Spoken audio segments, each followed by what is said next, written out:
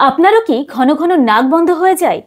সকালে ঘুম থেকে উঠেই বা রাতে ঘুমাতে গেলে নাক বন্ধ হয়ে শ্বাস নিতে কষ্ট হয়? বেশিরভাগ মানুষই ভাবে নাক বন্ধ হয়েছে মানেই ঠান্ডা লেগেছে, কিন্তু না, নাক বন্ধ হওয়ার পিছনে রয়েছে 5টি বড় কারণ। তাই এগুলি সবার জেনে নেওয়া প্রয়োজন। সেই জন্য অবশ্যই ভিডিওটি শেষ অবধি দেখুন আর সাবস্ক্রাইব করে চ্যানেলটির সঙ্গে থাকুন। অ্যালার্জিক রাইনাইটিস হলে ধোঁয়া, ধুলো, পারফিউম, পুরনো বালিশ বা তোশকের জার্ম নাকের ভিতর ঢুকে নাকের মিউকাস লাইনিংকে ইরিটেট করে। ফলে নাকের মিউকোসা ফুলে যায় এবং এয়ার ফ্লো অবস্ট্রাক্টেড হয়।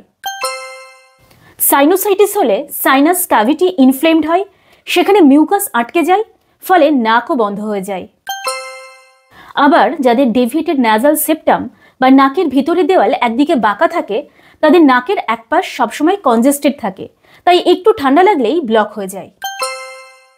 অতিরিক্ত ঠান্ডা বাতাসে নাকের ভিতরের চামড়া খুব ড্রাই হয়ে যায়, সেখানে ছোট ছোট ক্র্যাকস দেখা যায়, যেগুলো বডি নিজে থেকেই হিল করে নেয় এবং সেখানে হালকা ফোলা ভাব তৈরি হয়, যা থেকে নাক বন্ধ হয়। আবার অনেকে ন্যাজাল স্প্রে খুব বেশি ব্যবহার করে, যা উল্টে আরো বেশি নাক বন্ধ করে দেয়।